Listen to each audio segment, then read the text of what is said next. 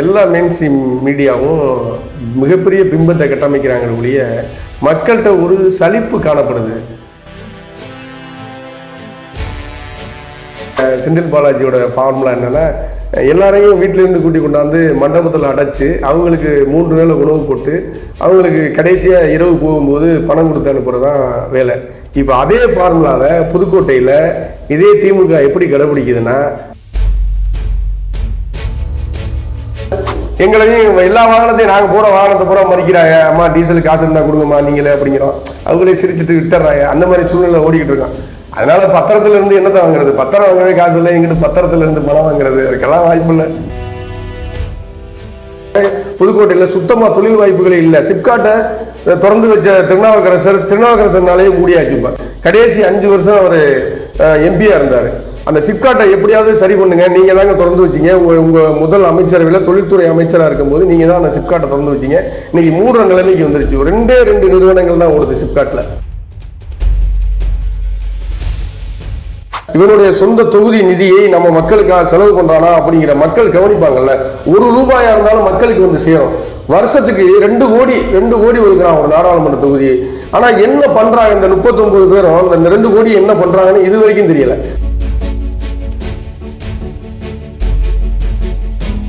காவிரி நீர் பிரச்சனையோ, கச்சத்தீவு பிரச்சனையோ, இல்ல முல்லை பெரியாறு பிரச்சனையோ, இல்ல இப்ப இந்த மேகதாது அணை பிரச்சனைகளையோ ஸ்தம்பிக்க வைக்கக்கூடிய அளவுக்கு இந்த 39 பேரும் இது வரைக்கும் ஒருத்தர் கூட இது வரைக்கும் பேசல. அப்படிங்கிறதா இது ஒரு பெரிய வேதனை.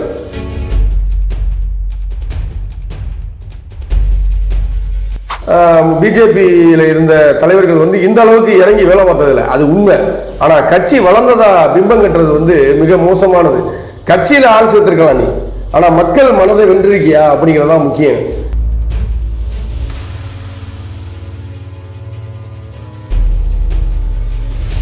$90,000 பேரை கொண்டாந்து வடநாட்டவர்களை நீ வந்து கோயம்புத்தூர்ல இறக்கி வேலைக்கு இறக்கியிருக்க. ஆனா அந்த வேலைக்கு இறக்கிறவனை இன்னைக்கு வந்து கட்சிக்காரனா மாத்தி அந்த சின்னத்துல வாக்களிக்க வச்சு, ஏன்னா திமுகவும் டம்மி வேட்பாளர் ஒருத்தரை போட்டிருக்கான். தெளிவா திட்டமிட்டு காய் நகர்த்தி அண்ணாமலையை ஜெயிக்க வைக்கிறது.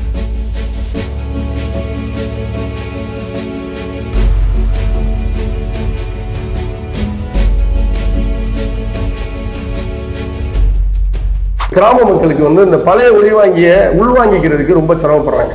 அதுக்காகவே துண்டறிக்கையை நாங்கள் வந்து வீடு வீடாக கொண்டு போய், இதான மைக்கு, இந்த மைக் சின்னத்தை பாருங்க, இது இந்த பழைய அண்ணாதுரை பேசினது, கண்ணதாசன் பாடின மைக்கு, கலைஞர் பேசின மைக்கு, அப்படியெல்லாம் சொல்லி தான் நாங்கள் அந்த மைக் சின்னத்தை அந்த 40 வயதுக்கு மேலே உள்ள புரியாதவங்கள்ட்ட பேசுகிறோம்.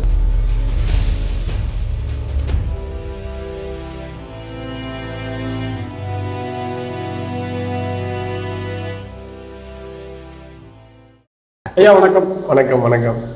இப்போ நடந்துட்டு இருக்கக்கூடிய நாடாளுமன்ற தேர்தலுக்கு உங்கள் தொகுதியில், உங்கள் பகுதியில் இருக்கக்கூடிய நாம் தமிழர் கட்சிக்கு எவ்வளோ வரவேற்பு இருக்குது?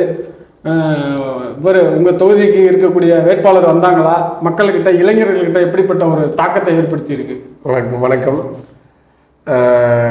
நடக்க இருக்கிற நாடாளுமன்ற தேர்தலில் நாம் தமிழர் கட்சி சார்பாக திருச்சிராப்பள்ளி நாடாளுமன்ற தொகுதிக்கு ஜல்லிக்கட்டு நாயகன் ராஜேஷ் அவர்களை அண்ணன் அறிவிச்சிருக்காரு. ஒரு சிறந்த வேட்பாளர், ஒரு மிக மிக மிக சிறப்பாக அந்த வரவேற்பு நம்ம புதுக்கோட்டை சட்டமன்ற தொகுதியில் இருக்குது. என்ன காரணம்னா, ஒரு தடவை வந்துட்டு போயிட்டார். 8ஆம் தேதி 8/4/2024 அன்றைக்கி ஞாயிற்றுக்கிழமை அன்னை வந்துட்டு போயிட்டார். வந்த அன்னைக்கு பார்த்தீங்கன்னா புதுக்கோட்டை நகரம் முழுக்க ஒரு சிறந்த திட்டமிடலோட ஒரு பரப்புரை பண்ணோம். அது வந்து பொதுமக்கள், இளைஞர்கள், பெண்கள், குழந்தைகள் எல்லாருமே பெரும் வரவேற்பு. அவரை நம்ம வேட்பாளரை பார்க்கறதுக்காகவே காத்திருந்து, சரியாக 3 மணிக்கு தொடங்கினா வெயிலாக இருந்தாலும் பரவாயில்ல அப்படின்ட்டு காத்திருந்து மாடிகளில் இருந்தோம், கீழே தரையில் இருந்தோம், கடைகளில் சாப்பிட்டுக்கிட்டு இருந்தவங்க உட்பட வெளியில் ஓடியாந்து அவருக்கு வரவேற்பு கொடுத்து, இந்த தடவை நம்ம தான் அப்படின்னு சொல்லும்போது பெரும் மகிழ்ச்சியாக இருக்கிறது. நீங்கள் அப்படி சொல்கிறீங்க. ஆனால் இந்த பகுதியில் வந்து துரை வைகோ அவர்கள் வந்து மிகப்பெரிய பின்புலத்திலேருந்து வந்து கேண்டிடேட்டாக நிற்கிறார். ஆமாம் ஆமாம் ஆமாம். அவரே தான் இந்த முறை வரக்கூடிய வாய்ப்பு இருக்குன்னு சொல்லி அரசியல் ரீதியான பேச்சு இருக்கு. ஆமாம் ஆமாம். அரசியல் ரீதியாக சில இந்த ஊடகம், மெயின் ஸ்ட்ரீம் மீடியாங்கிற அந்த பெரும் ஊடகங்கள் துரை வைகோ தான் தீப்பெட்டி சின்னத்தில் ஜெயிப்பார் அப்படிங்கிற மாதிரி ஒரு பிம்பத்தை கட்டமைக்கிறாங்க. 2வதாக ரெட்டலை, அவர் கருப்பையா அப்படிங்கிறவர் போட்டிடுறாரு. ரெட்டலை சின்னம் 2வது இடத்துக்கு வரும் அப்படிங்கிற மாதிரி எல்லா மெயின்ஸ்ட்ரீம் மீடியாவும் மிகப்பெரிய பிம்பத்தை கட்டமைக்கிறாங்க ஒழிய மக்கள்கிட்ட ஒரு சலிப்பு காணப்படுது. என்ன திரும்ப திரும்ப இதே கட்சிகளுக்கே போடுறோமே, இதில் என்ன மாறுபாடாக கொண்டு வராங்க, மீண்டும் மீண்டும் அவங்க பரப்புரை பண்ணும்போதே ஒரு மாற்றத்தை ஏற்படுத்துங்க அப்படின்னே பரப்புரை பண்ணுறாங்க. 50 வருஷம் 60 வருஷமாக இவங்களே ஆட்சியில் இருந்துவிட்டு மாற்றத்தை ஏற்படுத்துங்க அப்படின்னு அந்த வாகனங்களில் பூரா, அவங்க போகிற வாகனங்களில் பூரா ஒரு மாற்றத்தை கொடுங்கள், ஒரு விரல் புரட்சி செய்யுங்கள் அப்படின்னு நம்மளுடைய வாசகங்களை எடுத்து அவங்க போட்டுக்கிட்டு இருக்காங்க. இது எப்படி இந்த மக்கள் ஏற்றுக்குவாங்க அப்படின்னு தெரியல. இப்போ ஈரோடு ஃபார்முலா என்னென்னா, நம்முடைய செந்தில் பாலாஜியோட ஃபார்முலா என்னென்னா, எல்லாரையும் வீட்டிலேருந்து கூட்டி கொண்டாந்து மண்டபத்தில் அடைச்சி அவங்களுக்கு 3 வேளை உணவு போட்டு அவங்களுக்கு கடைசியாக இரவு போகும்போது பணம் கொடுத்து அனுப்புறது தான் வேலை. இப்போ அதே ஃபார்முலாவை புதுக்கோட்டையில் இதே திமுக எப்படி கடைபிடிக்குதுன்னா, ஒரு டாடாய்ஸில் எடுத்து ஒரு 10 கிராமங்களில் பெண்களை அழைச்சிட்டு வந்து புதுக்கோட்டையில் ஒரு மையமான இடத்துல உட்கார வச்சு மத்தியானம் சாப்பாடு கொடுத்து சாயந்தரம் கூட்டம் போட்டு வீட்டுக்கு அனுப்புகிறாங்க. இந்த வேலையை தினந்தோறும் பண்ணுறாங்க. 29ஆம் தேதியிலிருந்து தினந்தோறும் இந்த வேலையை பார்த்துக்கிட்டு இருக்காங்க. அப்போ இவங்கள்ட்ட ஒரு நம்பிக்கை இல்லாமல் போச்சு. போய் என்னத்தை ஓட்டு கேட்டான், போய் கிராமத்துலலாம் என்னத்தை ஓட்டு கேட்டான், அவங்களை இங்கே வர வச்சு அவங்களுக்கு சாப்பாடு போட்டு அவங்களுக்கு 200 அல்லது 100 பணம் கொடுத்து அனுப்புனா மகிழ்ச்சியாக இருப்பாங்க அப்படின்னு நினைக்கிறாங்க, நம்ம ஓட்டு விழுந்துடும் அப்படின்னு. இந்த வேலையை புதுக்கோட்டை சட்டமன்ற தொகுதி முழுக்க இந்த புதுக்கோட்டை திமுக பண்ணிக்கிட்டு இருக்கு. புதுக்கோட்டை திமுகவை சேர்ந்த அந்த கூட்டணி கட்சிகளும் பண்ணிக்கிட்டு இருக்கு. இதில் வேதனை என்னன்னா, கம்யூனிஸ்ட் கட்சிக்காரர்களே பண்ணுறாங்க. வெற்றி பெறணும் அப்படின்னா என்ன வேணாலும் செய்யலாம். இப்போ பசப்பான வார்த்தைகளை சொல்லி வாக்குறுதிகளை சொல்லி ஓட்டு கேட்டுட்டு வந்ததுக்கு அப்புறம் தொகுதி பக்கமே எட்டி பார்க்க மாட்டாங்க. இதுதானே அரசியலா இருக்குது. அதுதான் அரசியல்.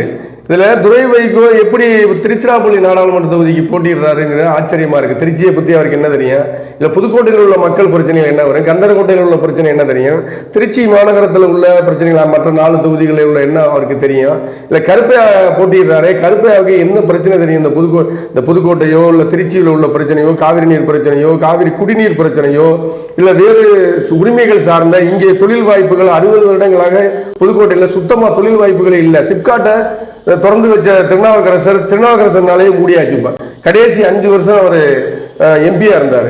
அந்த சிப்காட்டை எப்படியாவது சரி பண்ணுங்க, நீங்க தாங்க திறந்து வச்சீங்க. உங்க முதல் அமைச்சரவையில் தொழில்துறை அமைச்சராக இருக்கும்போது நீங்க தான் அந்த சிப்காட்டை திறந்து வச்சீங்க. இன்னைக்கு மூடுற நிலைமைக்கு வந்துருச்சு. ஒரு 2 நிறுவனங்கள் தான் ஓடுது சிப்காட்டில். ரொம்ப வேதனையான விஷயம். இந்த புதுக்கோட்டைக்கு வேலை வாய்ப்பை, இளைஞர்களுக்கு வேலை வாய்ப்பை வாங்கி தருவேன்னு சொல்லி அந்த சிப்காட்டை மூட வைக்கிற நிலைமைக்கு போயிடுச்சு. புதுக்கோட்டையில் உள்ள இளைஞர்கள் எல்லாம் சிங்கப்பூர், மலேசியா, துபாய்னு போய்கிட்டு இருக்காங்க. ரொம்ப ரொம்ப கேவலமான ஒரு சூழ்நிலையில் புதுக்கோட்டை இளைஞர்கள் இன்ஜினியரிங் படிச்சுட்டு ஃபைனான்ஸ் கம்பெனிலையும், அந்த ஃபினான்ஸ் கம்பெனியில் அந்த வண்டியை தூக்குறது, வாகனங்களை எடுக்கிற அந்த ரெக்கவரிலையும் வேலை 10,000 to 15,000 ரூபாய் சம்பளத்தில் இன்ஜினியரிங் படித்தவங்க வேலை பார்க்குறாங்க. அப்படிங்கிறதெல்லாம் ரொம்ப புதுக்கோட்டையில் நீங்கள் எந்த இடத்துல இன்ஜினியரிங் காலேஜ் எல்லா இடத்துலையும் நிற்கிறாங்கன்னா ஒருத்தர் ரெக்கவரிக்கு வாங்கினா அவன் இன்ஜினியரிங் படிச்சிருக்கான். அவ்வளோ மோசமான வேலைவாய்ப்பற்ற ஒரு புதுக்கோட்டை புதுக்கோட்டை சட்டமன்ற தொகுதி வேலைவாய்ப்பு இளைஞர்களுக்கு வேலைவாய்ப்பற்ற இடமா போயிட்டு இருக்கு.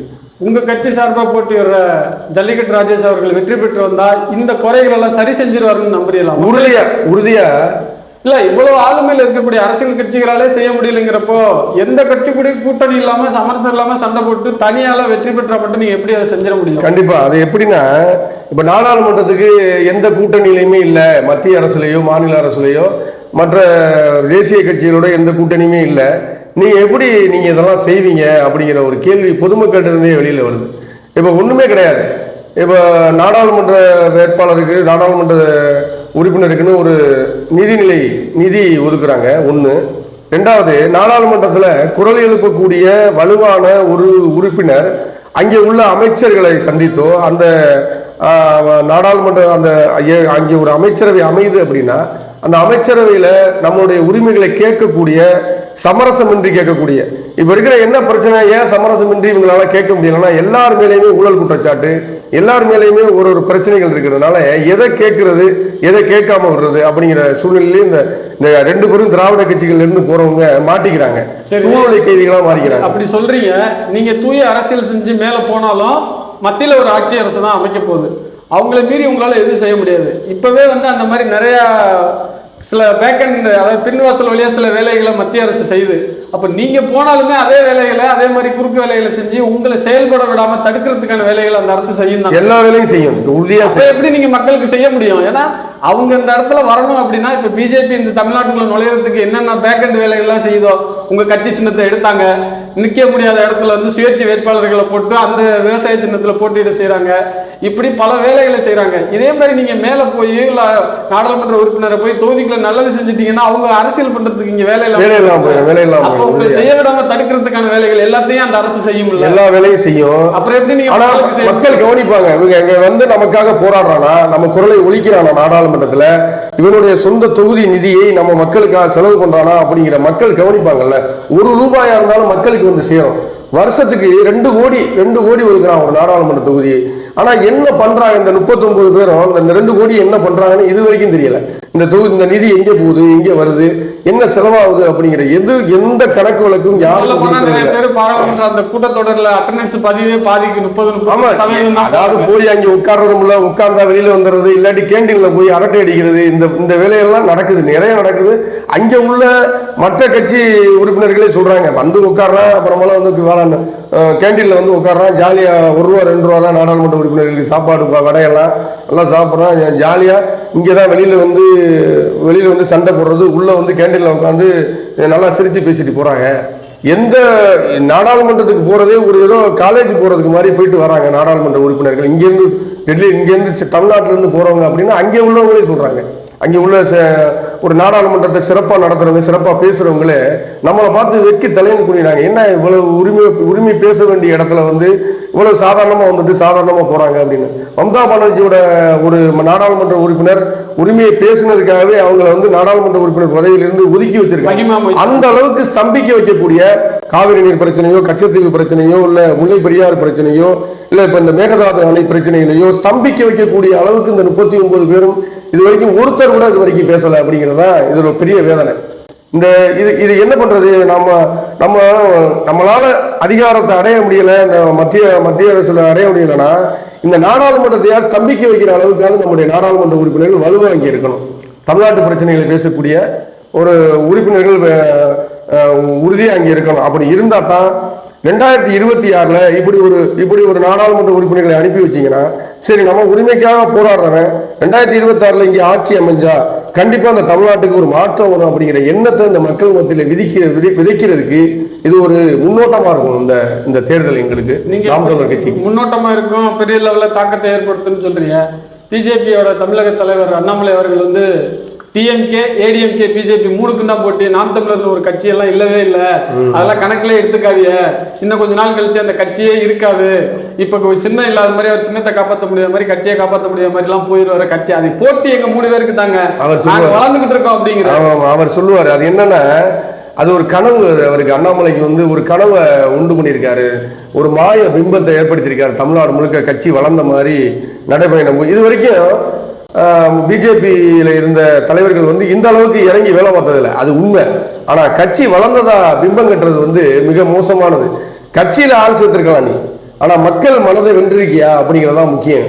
பிஜேபி மக்கள் மனதை வென்றிருக்கிறதா, பிஜேபிக்கு மக்கள் ஆதரவு இருக்கிறதா அப்படிங்கிறத ரொம்ப முக்கியம். உன்னிட்ட பணம் இருக்கு, உன்னுடைய அதிகாரம் இருக்கிறது, ஆனால் இந்த மக்களிடம் அந்த செல்வாக்கை சம்பாதிச்சிருக்கியானா அது கிடையவே கிடையாது பிஜேபி. இல்லைங்கிறீங்க. கோயம்புத்தூர் சைடு வந்து கொங்கு மண்டலத்துல 1.5 கோடி ஓட்டு கன்ஃபார்மா வடநாட்டு ஓட்டு இருக்குன்னு சொல்றாங்க. ஆமா, 1.5 கோடி ஓட்டு எப்படி இருக்கும் அப்படின்னு நான் சொல்றேன். 90,000 பேரை கொண்டாந்து வடநாட்டவர்களை நீ வந்து கோயம்புத்தூர்ல இறக்கி வேலைக்கு இறக்கியிருக்க. ஆனா அந்த வேலைக்கு இறக்கிறவனை இன்னைக்கு வந்து கட்சிக்காரனா மாத்தி அந்த சின்னத்துல வாக்களிக்க வச்சு, ஏன்னா திமுகவும் டம்மி வேட்பாளர் ஒருத்தரை போட்டிருக்கான், தெளிவா திட்டமிட்டு காய் நகர்த்தி அண்ணாமலையை ஜெயிக்க வைக்கிறது. திமுக அடிபணிஞ்சிருச்சா? ஆமா, உறுதியா அடிபணிஞ்சிருச்சு. என்ன காரணம்னா கனிமொழிக்கு அங்கே ஒரு டம்மியா வேட்பாளர் போடணும்.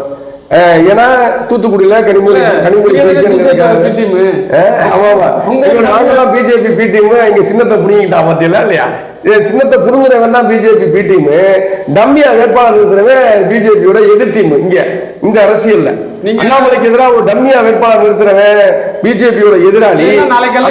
சின்னத்தை புடிங்கிட்டு இன்னைக்கு எங்களை வந்து ரொம்ப வேகமா உக்கிரமா வேலை பார்க்க வச்சிருக்க அளவுக்கு பண்ணிருக்காங்க அப்படின்னா அது எப்படி பிஜேபி பி டீமா வரும்? காலையில மக்கள் புரிஞ்சுக்குவாங்க, கண்டிப்பா உறுதியா புரிஞ்சுக்குவாங்க. சரி, சின்னத்தை கொண்டு போய் சேர்க்கறதுல, இந்த மைக் ஒளிவாங்கி சின்னத்தை கொண்டு போய் சேர்க்கறதுல உங்களுக்கு இருக்கிற சிக்கல் என்னவா பாக்குறீங்க? ஒரு சிக்கல், நடைமுறை சிக்கல் என்னன்னா, ஒளிவாங்கி பழைய ஒளிவாங்கி ஒண்ணு, இந்த ஒளிவாங்கி வந்து ஒன்று புதிய மைக்காக இருந்திருக்கணும். இல்லை அது வந்து கிராம மக்களுக்கு வந்து இந்த பழைய ஒளிவாங்கியை உள்வாங்கிக்கிறதுக்கு ரொம்ப சிரமப்படுறாங்க.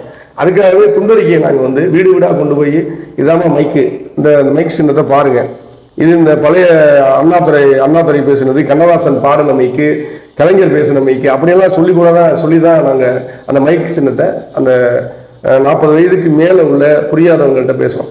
இளைஞர்களுக்கு இந்த மைக் சின்னம் ரொம்ப பயங்கரமாக ரீச் ஆயிருக்கு. ஏன்னா இந்த மைக்கில் வந்து இப்போ அந்த ஆல்பம் சாங்கெல்லாம் வந்து இந்த மைக்கில் தான் போடுறதுனால தெளிவாக இளைஞர்கள்ட்ட ஸ்மார்ட் ஃபோன் வச்சுருக்கான்.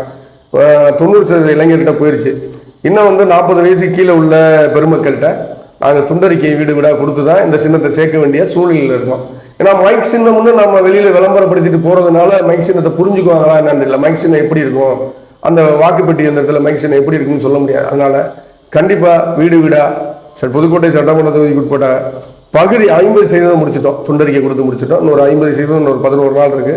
11 நாளையில் உறுதியாக 100% சின்னத்தை கொண்டு போய் சேர்த்துருவோம். கடினமான வெயில்லையும் கடினமான சூழல்லையும் இவ்வளோ சிக்கல்லையும் கஷ்டப்பட்டு வாக்கு சேகரிக்கிறீங்க. ஓட்டு போட்டதுலேருந்து ஓட்டு எண்றதுக்கு 45 நாள் கிட்ட அந்த இடைவேளை இருக்கு. ஒருவேளை உங்கள கட்சியோட தலைமை ஒருங்கிணைப்பாளர் அண்ணன் சொல்றது மாதிரியே ஓட்டு பெட்டியில விளையாடிட்டா உங்களோட நிலைமை, உங்களோட உழைப்போட இது எப்படி நீங்க ஃபீல் பண்ணி உணர்றீங்க? போயிடும். அது வந்து என்ன பண்றது, யாருமே நம்ம அதை கேள்வி கேட்கறதும் இல்லை. இந்தியாவில் உள்ள இவ்வளவு கட்சிகள், காங்கிரஸுங்கிறான் பெரிய கட்சிங்கிறான், அவனும் கேள்வி கேட்கறது இல்லை. இப்போ நம்ம என்ன பண்ண முடியும்? அது வந்து மக்கள்கிட்ட தொடர்ச்சியாக கொண்டு போகணும். இந்த மாதிரி ஓட்டுப்பெட்டியில் இவ்வளோ சிக்கல் இருக்குது, இந்த ஓட்டுப்பெட்டியை மாற்றுறதுக்கு ஒரு புரட்சியை ஏற்படுத்த வேண்டியா இருக்குது. மக்கள்கிட்ட செய்தியை கொண்டு போய்கிட்டே இருந்தால் தான் அந்த ஓட்டுப்பெட்டி ஒரு காலத்தில் மாறும் அப்படின்னு நம்பிக்கை இருக்குது. ஓட்டுப்பெட்டி இந்த வாக்கு இயந்திரத்தை மாற்றிட்டு திரும்ப வாக்குச்சீட்டு முறைக்கே கொண்டு வர நம்ம முயற்சி பண்ணணும். இப்போ இவங்க இவ்வளோ பெரிய அராஜகத்தை எதிர்த்து நம்ம ஒரு ஆளாக நம்ம எதுவுமே செய்ய முடியாது. நம்ம வந்து மக்கள்கிட்ட சொல்ல தான் முடியுமே ஒழிய, இந்த 45 நாள் எதுக்காக அப்படின்னு மக்களும் கேள்வி கேட்டால் தான் இதுக்கான மாற்றம் வருமே ஒழிய, முன்னேறிய ஜப்பான் நாட்டில் கூட, எலக்ட்ரானிக்ஸில் முன்னேறிய ஜப்பான் நாட்டில் கூட இந்த மாதிரி வாக்கு இயந்திரங்களை பயன்படுத்துறதில்லை. அப்போ இந்த மக்கள், இந்திய மக்கள், தமிழ்நாடு மக்கள் புரிஞ்சுக்குவாங்க. கண்டிப்பாக ஒரு காலத்தில் புரிஞ்சுக்கிட்டு அதெல்லாம் ஒரு மாற்றம் வரும்னு நாங்கள் நினைக்கிறோம். அதில் விளையாடி பிஜேபி ஒருவேளை கணிசமான ஓட்டு வங்கியை எடுத்து நாங்கள் தான் 3வது கட்சின்னு சொல்றதுக்கு வாய்ப்பு இருக்கு. அவன் எல்லா வேலையும் பார்ப்பான். அதுக்காக எல்லா வேலையும் கட்சி வளர்ந்துருச்சுன்னு பிம்பம் படுத்துறதே அதுக்கு தான். மென்ஸ்ட்ரீம் மீடியா பூரா இன்னைக்கு பிஜேபி வளர்ந்துருச்சு, இவ்வளோ ஓட்டு சதவீதம் வாங்க போகுது, 3வது இடத்துக்கு வருது, 2வது இடத்துக்கு வருது, சில இடங்களில் முதல் இடத்துக்கு வருதுன்னு பேச ஆரம்பிச்சிட்டான். அப்படிங்கும்போது இதெல்லாம் எதுக்கு முன்னோட்டமாக பேச ஆரம்பிக்கிறான்னா, இவன் பண்ணுற பிரார்த்தனத்தை பின்னாடி அந்த ஓட்டு இயந்திரத்தில் பிரார்த்தனத்தை பண்ணுறதுக்கு வாய்ப்பு இருக்குது. பிரார்த்தனத்தை நாங்களே அன்னைக்கே கணிச்சிட்டோம்ல, உங்கள்கிட்ட சொல்லிட்டோம்ல அப்படின்னு ஒரே வார்த்தையில் முடிச்சுட்டு போயிட்டே இருப்பான். அது வந்து ஒரு கட்டத்தில் இந்த அநியாய ஆக்கிரமிக்கெல்லாம் ஒரு முடிவு வரும், மக்கள்கிட்ட போய் இந்த செய்தி சேர்ந்துடும். அப்போ இப்போ மக்கள் தெளிவடைஞ்சிருவாங்க. அதுக்கு உண்டான எல்லா மாற்றமும் வந்துடும், விரைவில் வந்துடும். இது வந்து நீடிக்காது உறுதியா. உண்மையை சொல்லுங்க, சத்தியமா சொல்லுங்க, எலக்ட்ரல் பாண்ட் மூலியமா ₹1 கூட உங்க கட்சிக்கு வரலையா? இல்ல 6000 கோடி வாங்கியிருக்கு. ஆமா ஆமா ஆமா, பிஜேபி 6000 கோடி வாங்கலன்னு சொல்லி செய்தி பரப்புற 1400 கோடிங்கிறான். உண்மையிலே ₹1 வாங்கலையா? ஆமா, உண்மை என்ன இல்ல, எங்க போய் சத்தியம் பண்ண சொன்னாலும் பண்றான். வாக்கு சேகரிப்பீங்க, எப்படி போய் கொண்டு போய் சின்னத்தை சேர்ப்பீங்க, மக்கள்கிட்ட பரப்புரை செய்வீங்க? என்ன பண்றது, ரொம்ப சிரமப்படுறான், ரொம்ப கஷ்டப்படுறான். வண்டிக்கு டீசல் போட கூட பயப்படுறீங்களா? இடி வந்துடும், இன்கம் டாக்ஸ் வந்துடும். அதெல்லாம் வந்தாலும் அவன்கிட்ட இருக்கிறத வாங்கிக்கிட்டு பாப்பா செலவுக்கு பத்தல அப்படின்னு சொல்லி மொழிய அவன்கிட்ட அவன் என்ன பண்ணுவான், அவங்க என்ன பண்ண போறான். நம்மகிட்ட ஒன்றும் சொல்ற மடியில கிணறுனால ஏதாவது அள்ளிட்டு போறதுக்கு ஒன்றும் இங்கே ஒன்றும் வேலை இல்லை. எங்களையும் எல்லா வாகனத்தையும் நாங்கள் போகிற வாகனத்தை பூரா மறிக்கிறாங்க. அம்மா டீசலுக்கு காசு இருந்தால் கொடுங்கம்மா நீங்களே அப்படிங்கிறோம். அவங்களே சிரிச்சுட்டு விட்டுறாங்க. அந்த மாதிரி சூழ்நிலை ஓடிக்கிட்டு இருக்கான். அதனால பத்திரத்துல இருந்து என்னத்தை வாங்குறது, பத்திரம் வாங்கவே காசு இல்லை, எங்கிட்ட பத்திரத்துல இருந்து பணம் வாங்குறது, அதுக்கெல்லாம் வாய்ப்பு இல்லை. அது எல்லாருக்கும் தெரியும், பொதுமக்கள் எல்லாருக்குமே தெரியும். இந்த தேர்தல் நாம் தமிழர் கட்சியோட ஓட்டு வங்கி எவ்வளவு பெரிய தாக்கத்தை, மாற்றத்தை, மிகப்பெரிய தாக்கத்தை ஏற்படுத்தும். ஒரு எனக்கு தெரிஞ்சு தமிழ்நாட்டிலையும் நான் கேட்கிறேன், ஒட்டுமொத்த தமிழ்நாடு முழுக்கவே 40 தொகுதிகள்லையுமே பாண்டிச்சேரி உட்பட மிகப்பெரிய ஒரு 16லேருந்து 17% எதிர்பார்க்கிறோம். தொகுதி வெற்றி வாய்ப்பு 2 என்னை பொறுத்தளவு 2லேருந்து 3 அல்லது 4 தொகுதி வெற்றி பெறும் அப்படின்னு நம்பிக்கை இருக்கு. இந்த வெற்றி தான் 2026 நாம் தமிழர் கட்சி அரியணை ஏறுகிறதுக்கு ஒரு முன்னோட்டம். அது உறுதியாக 2026 நாம் தமிழர் கட்சி ஆட்சி அமைச்சிடும். அண்ணன் சீமான் கண்டிப்பாக முதல்வர் ஆவார். இதில் எந்த மாற்றமும் இல்லை. நாங்கள் அந்த நோக்கத்துலேயே, அந்த எண்ணத்துலேயே, அந்த லட்சியத்துடையும், அந்த இலக்கோடையுமே நம்ம ஓடிக்கிட்டு இருக்கோம். அந்த ஓட்டங்கிறது நிற்காது. 2026 வரைக்கும் இனிமேல் இந்த ஓட்டம் மிக வேகமாக இருக்கும். இந்த தேர்தல் முடிஞ்சதுக்கப்புறம் அது நாங்கள் 17 நிர்ணயிக்கிறோம், மக்கள் எவ்வளோ நிர்ணயிக்கிறானோ நம்ம தெரியாது. ஆனால் 17 உறுதியாக விடுவோம். ஆனால் அந்த 17 ஏதாவது ப்ராடு பண்ணி நம்மளுக்கு சரிச்சா தானே ஒழிய மக்கள் மனசில் இடம் பெற்றுட்டோம். மக்கள் வரவேற்பு கொடுக்க ஆரம்பிச்சிட்டாங்க. ஓட்டுக்கு பணம் வாங்குறதே இல்லை அப்படின்னு கொஞ்சம் ஓரளவு முடிவுக்கு வந்திருக்காங்க. இப்போ ஓரளவு கொஞ்சம் விழிப்புணர்வு வந்திருக்கு. ஏன்னா புறச்சூழ்நிலைகள் அவ்வளோ அழுத்தமாக இருக்கு அவங்களுக்கு. அதனால் மிகப்பெரிய வெற்றி எங்களுக்கு காத்திருக்கு. 2026 உறுதியாக ஆட்சி அமைச்சிருவோம்ங்கிற ஒரே முடிவில், ஒரே குறிக்கோளில், ஒரே எண்ணத்தில் இருக்கோம். நீங்கள் அப்படி நினைக்கிறீங்க.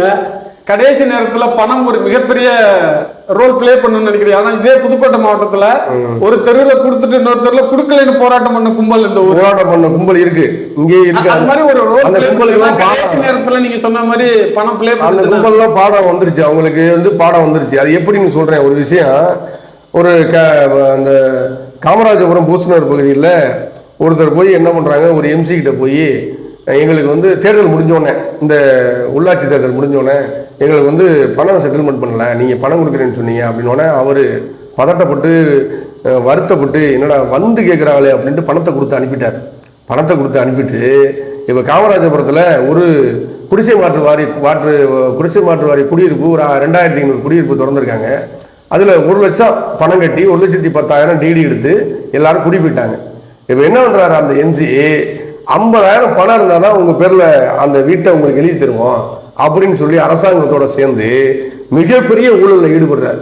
போய் கேட்டதுக்கு அந்த மக்கள்கிட்ட சொல்கிறாரு, நீங்கள் ஓட்டுக்கு மட்டும் பணம் வாங்குறதுக்கு மட்டும் ரொம்ப வேகமாக என்கிட்ட கேட்டீங்கல்ல, அப்போ நான் அப்புறம் எப்படி நான் உங்களுக்கு திருப்பி அந்த பணத்தை கொடுக்குறது, நீங்கள் கொடுத்த நேரடியாகவே சொல்கிறாரு அந்த மக்கள்கிட்ட.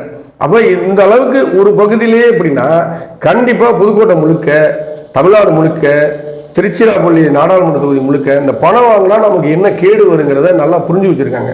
ஓரளவு எல்லாருமே புரிஞ்சுட்டாங்க. இன்னும் கொஞ்சம் ஒரு விவரம் தெரியாதவங்க, இந்த ரொம்ப வறுமையில் இருக்கிறவங்களுக்கு இந்த விஷயம் போய் அடிப்படையாக தெரிய மாட்டேங்குது. கண்டிப்பாக அது ஒரு நாள் மாறும். உறுதியாக ஒரு கட்டத்தில் பணம் வேணாம்னு தூக்கி போடுற நிலைமை வரும். அண்ணன் இந்த பக்கம் சூறாவளி சுற்றுப்பயணத்துக்கு வாய்ப்பு இருக்கா? இல்லை, அது நேரம் இல்லாதனால அவருக்கு திருச்சியில முடிச்சிட்டாரு. திருச்சி நாடாளுமன்ற தொகுதிக்கு திருச்சி அந்த பக்கம் 2 இடத்துல முடிச்சிட்டாரு. புதுக்கோட்டைக்கு வர்றதுக்கு வாய்ப்பு இல்லை. அதுக்கு பதிலாக நாங்கள் சேர்த்து பண்ணிக்குவோம், எங்களால் முடியும். மக்கள் இது மூலியமா ஒரு தெளிவு அடைவாங்கன்னு நாமளும் நம்புகிறோம். கண்டிப்பாக ஓட்டளிக்க வேண்டியது எல்லாருடைய உரிமை. ஆமாம். இந்த தலைமுறை புதுசாக ஓட்டளிக்க போகிறாங்க இல்லையா, கடைசியாக அவங்களுக்கு கொடுக்கக்கூடிய ஒரு அறிவுரை உங்கள் சார்பில். புதிய தலைமுறை வாக்காளர்கள் இந்த அடுத்த 1000 ஆண்டுகள், அடுத்த 100 ஆண்டுகள் இந்த அரசியல் எப்படி போகும் அப்படிங்கிறத யோசிக்கணும். இயற்கை வளம் என்ன போகுது, இயற்கை வளம் கொள்ளை போகுதா, தொழில் வளர்ச்சி, இயற்கையோடு இயந்த தொழில் வளர்ச்சி இருக்குதா, இதையெல்லாம் இந்த இளைஞர்கள் சிந்திச்சு இந்த போதைக்கு எதிரான, இந்த கஞ்சா போதைக்கு எதிரான, இந்த மது போதைக்கு எதிரான விழிப்புணர்வோட இந்த மக்கள் இந்த இளைஞர்கள் கண்டிப்பாக ஒரு மாற்று அரசியலை, ஒரு அரசியல் அடிப்படையை மாற்றணும். அப்படின்னா இளைஞர்கள் நாம் தமிழர் கட்சிக்கு தான் வாக்களிக்கணும். அப்படி வாக்களித்தா தான் இந்த அரசியலை மாற்ற முடியுமே ஒழிய திரும்ப திரும்ப பழைய கட்சிகளுக்கே, ஆண்ட கட்சிகளுக்கே போட்டுக்கிட்டு இருந்தா எந்த ஒரு மாற்றமும் இருக்காது. இப்படியே தான் இருப்போம். இந்த சூழ்நிலை அப்படியே இருக்கும். எந்த வளர்ச்சியும் இருக்காது. உடல் நலமோ, மனநலமோ, இந்த தொழில் வளமோ எதுவுமே இருக்காது. அப்படிங்கிறதுல இந்த இளைஞர்கள் புரிந்து கொள்வாங்க, புரிஞ்சுக்கணும். புரிஞ்சுக்கிட்டு இந்த தடவை இளைஞர்கள் எல்லாருமே ஒரு மாற்றத்தை நோக்கி பயணிக்கணும்னு நான் கேட்டுக்கிறேன். நாம் தமிழர் கட்சியை பொறுத்த வரைக்கும் அண்ணன் சீமான் மட்டும்தான் தலைமை, அவர் மட்டும்தான் அப்படின்னு சொல்லி ஒரு விமர்சனம் வச்சாங்க. அதுக்கு அண்ணனே பதில் சொன்னது, என்னை நம்பி வாக்களித்த 31 லட்சம் பேரும் என்னை மாதிரி தான் பேசுவாங்க, வைப்பாங்கன்னு. அதே மாதிரி உங்களுடைய பதிலும் ரொம்ப ரத்தின சுருக்கமாக உண்மையிலே தெளிவாக இருந்துச்சு. இந்த நாடாளுமன்ற தொகுதியில் வெற்றி பெற்று ஒரு பெரிய மாற்றத்தை தமிழக அரசியலில் ஏற்படுத்துறதுக்கு எங்கள் சார்பாக வாழ்த்துக்கள். நன்றி. வாழ்த்துக்கள்.